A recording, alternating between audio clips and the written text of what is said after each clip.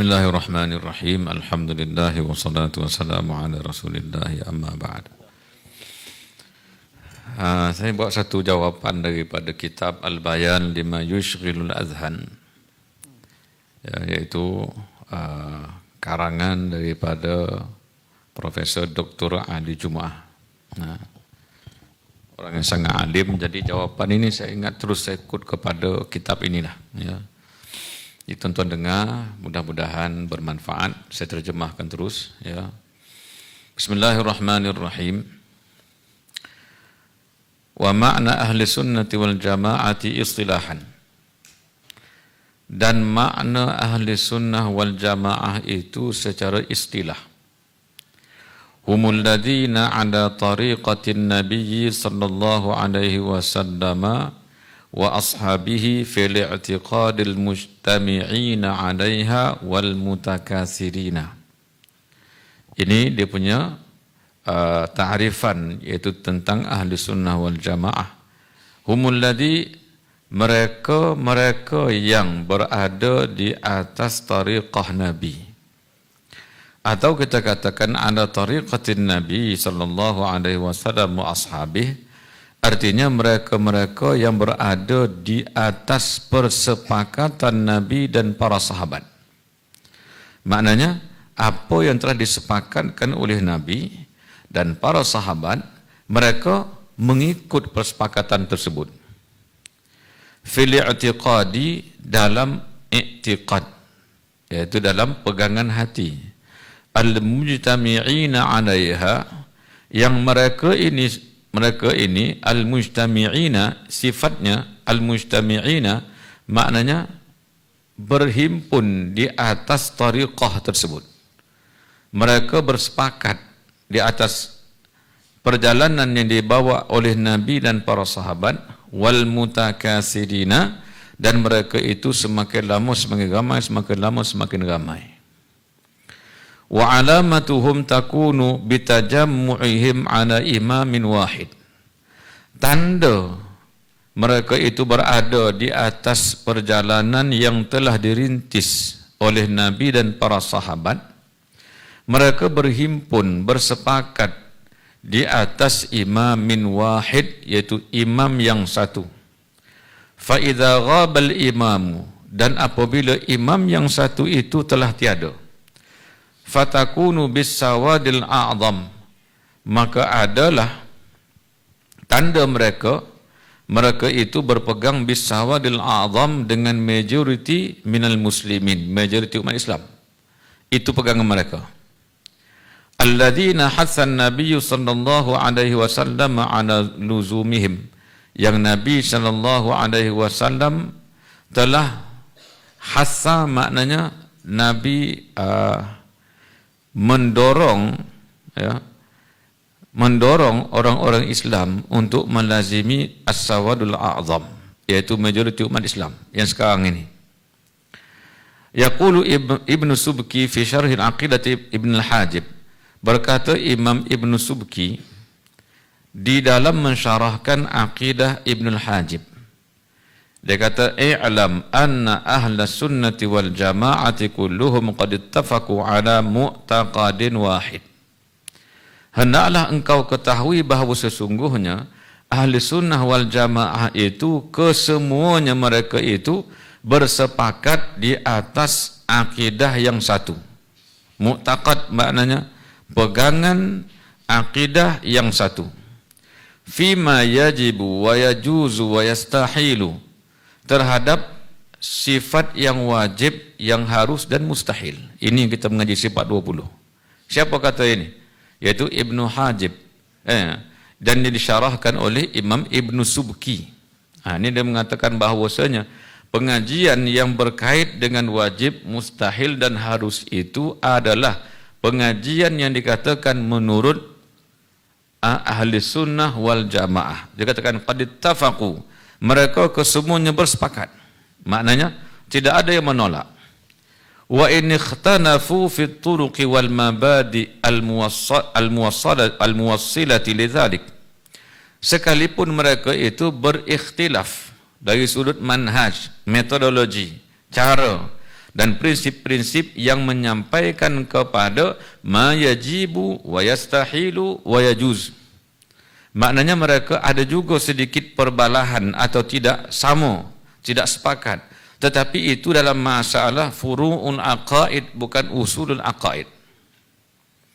Tuan-tuan, saya rasa di sini boleh faham cakap saya kan? Sebab saya rasa asatizah belaka tak? Maknanya furu'ul aqaid. Dia beza dengan usulul aqaid. Baik. Jadi dia kata wabil jumlah, secara kesimpulannya fahum bil istiqra' salasu tawaif. Berdasarkan kepada kajian, maka ahli sunnah ini terpecah dia kepada 3 golongan. Kalau 3 ini mereka adalah ahli sunnah. Siapa dia? Al-ula, taifah yang pertama, ahlul hadis, yaitu ahli hadis.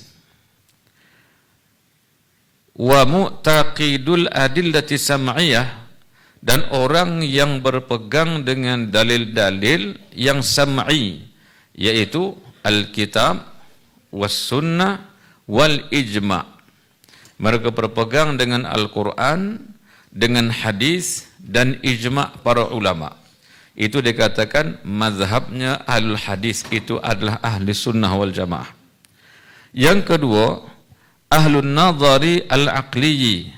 Yang kedua dipanggil ahlun nazar, yaitu mereka yang mendapatkan sesuatu berdasarkan kepada nazar. Nazar di sini maknanya pemerhatian yang sahih. Asasnya ini adalah dalam kita mengkaji ilmu dinamakan mantik terkait dengan at-tasawwur wa tasdik.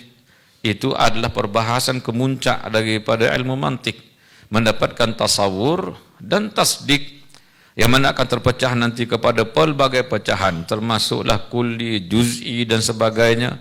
Perbahasan dalalah, tadamun adalah apalagi macam-macam dalalah. Ini semua membawa kepada nazar.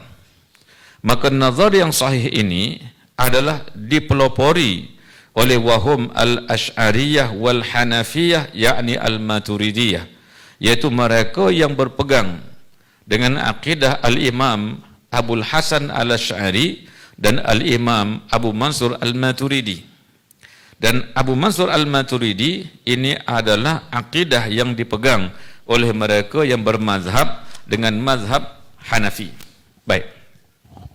Saya baca tuan-tuan dan saya terjemahkan. Mudah-mudahan ini kita ambil terus daripada penerangan daripada Syekh Ali Jumaah. Wa hum muttafiquna fil mabadi'il aqliyah. Asy'ariyah dan Maturidiyah ini bersepakat di atas prinsip-prinsip akal, yaitu al-wujub wal jawaz wal istihalah. 3 ini. Kita mengaji sebab 20 memang kita bahas ini. Wujub, istihalah dan juga jawaz. Baik. Fi kulli matlabin, pada setiap tuntutan, yatawaqqafu sam'u alaihi, yang sifatnya tidak dapat tidak mesti berasaskan kepada as-sam'u alaihi, yaitu berdasarkan daripada Al-Quran dan hadis Nabi sallallahu alaihi wasallam. Wa fil mabadi as-sam'iyyah fi ma yudrikul aqlu jawazahu faqat. Tetapi dalam masalah mabadi, yaitu prinsip-prinsip yang sam'i, yang datang daripada Al-Quran secara langsung seperti sifat ma'ani, maka dia kata akal boleh mendapatkan keharusannya. Wal aqliyah was sam'iyah fi ghairiha, dan satu lain daripada itu ialah prinsip akli dan juga sam'i. Baik, ini kesimpulan dia apa dia?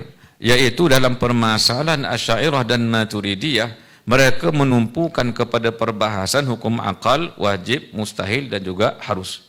Dan yang terakhir, yang ketiga, ahlul wujdan wal kashfi. Yang dikatakan ahlu sunnah itu adalah ahlul wujdan wal kashfi wahum as-sufiyah, yaitu ulama sufi. Maknanya kelompok yang ketiga daripada ahli sunnah wal jamaah adalah ulama sufi. Jadi kesimpulannya, bila kita mengatakan ahli sunnah, yang pertama adalah golongan ahlul hadis, yang kedua Asy'ariyah dan Maturidiyah, dan ketiganya adalah ahli sufi. Kenapa kita kata ahli sufi ini sebahagian daripada ahli sunnah? Karena ada sebahagian daripada ulama, mereka tidak menyebutkan ahli sufi sebahagian daripada ahli sunnah. Adakah mereka menafikan? Mereka tidak menafikan.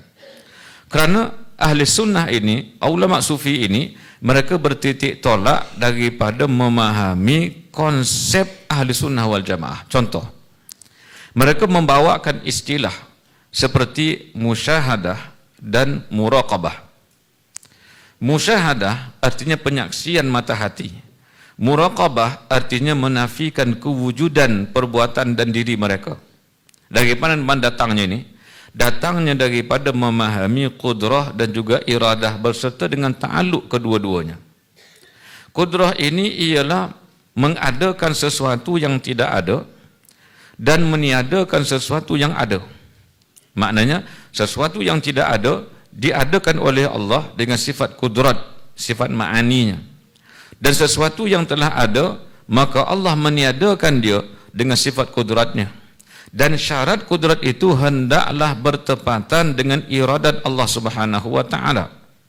Artinya, Allah tidak akan mengadakan sesuatu melainkan itu adalah iradat Allah Subhanahu wa ta'ala. Maka kudrat iradat ini dia kena kepada mana? Kena kepada af'alul ibad. Perbuatan-perbuatan hamba itu sendiri. Karena perbuatan-perbuatan hamba itu adalah sebahagian daripada perkara-perkara harus yang dita'alluq oleh kudrat dan iradat Allah Subhanahu wa ta'ala. Seperti tuan-tuan datang kemari, itu juga dikatakan sebagai af'alul ibad. Maka af'alul ibad ini dita'alluq oleh kudrat dan iradat Allah Subhanahu wa ta'ala, yang kedua-duanya ini ada pada zat Allah Subhanahu wa ta'ala. Maka af'alul ibad ini terjadi kepada semua orang. Kepada saya, kepada tuan-tuan. Makna kita menggerakkan tangan itu juga dikatakan af'alul ibad. Kita berjalan, kita berjaya, kita gagal, itu semua dikatakan af'alul ibad. Maka ulama sufi, mereka memandang af'alul ibad ini kesemuanya sama ada ikhtiyariyah atau ittirariyah tadi terkait dengan apa dia? Kudrat dan iradat Allah Subhanahu wa ta'ala. Kalau berjaya sekalipun, mereka memandang bahawa itu adalah kejayaan yang terkait dengan iradah Allah Subhanahu wa ta'ala. Walaupun secara zahirnya kudrat dan iradat, secara hakikatnya adalah Allah Subhanahu wa ta'ala yang zat wajibul wujud, yang memiliki sifat kudrat dan iradat, itulah yang menentukan takdir si fulan. Maka kalau begitu, datang atau tidak perasaan ingin riak, takabur, ujub dan sebagainya terhadap sesuatu kejayaan yang diperoleh, tak ada. Atau ibadah dia banyak, tidak ada perasaan nak takabur dan sebagainya. Karena memandang kepada af'alul ibad tadi yang terkait dengan kudrat iradat Allah Subhanahu wa ta'ala, yang kedua-dua sifat itu ada pada zat yang wajibul wujud, yang namanya Allah. Maka ini yang dikatakan sebagai orang-orang sufi, mereka pendukung kepada akidah ahli sunnah wal jamaah. Mereka bukan satu puak yang terpinggir daripada ahli sunnah wal jamaah. Maka sifat 20 ini dihadamkan betul-betul, baru kita akan nampak bagaimana orang-orang sufi mereka mendukung sifat 20. Ini dibahaskan oleh Syekh Sayyid Ahmad bin Syekh Zain Dahlan dalam kitab saya sebutkan tadi, bagaimana dia mengklasifikasikan ma'rifat al-ammah dan ma'rifat al-khassah. Karena mereka merealisasikan bentuk kudrat iradat itu serta ta'alluqnya terhadap kehidupan dia, maka sampai nanti kepada dia ma'rifah al-khassah. Wallahu a'lam.